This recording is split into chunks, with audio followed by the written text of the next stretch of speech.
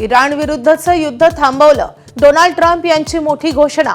युद्ध संपवण्यासाठीचा करार अंतिम टप्प्यात आल्याचंही वक्तव्य.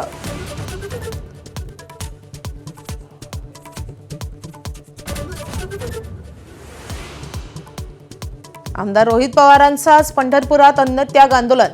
शेतकऱ्यांना वाढीव कर्जमाफी देण्याची मागणी, तर आंदोलनाच्या जागेवरून रोहित पवार आणि प्रशासन आमने-सामने.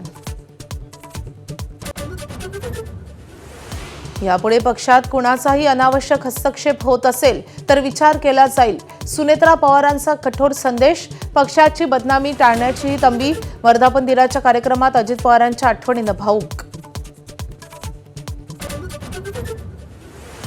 अमरावती विधान परिषदेत काँग्रेस निवडणुकीच्या मैदानातून बाहेर पडण्याची शक्यता.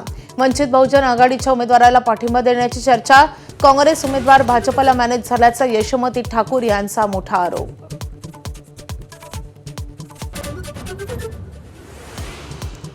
धोंडो अशोक खरातची पत्नी कल्पना खरात गेल्या 70 दिवसांपासून फरार. शिर्डीतील बेकायदेशीर जमीन खरेदी प्रकरणी गुन्हा दाखल. शोधासाठी पोलिसांची 2 विशेष पथकं.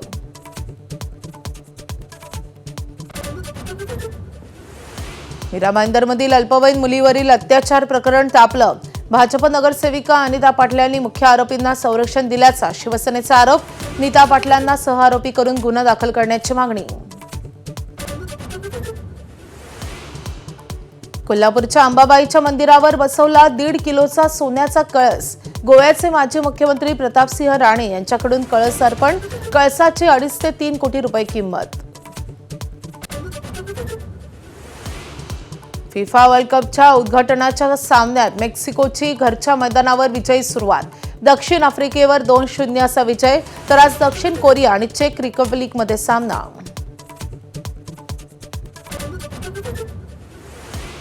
इंग्लंडमध्ये आजपासून महिलांच्या T20 वर्ल्ड कपचा थरार.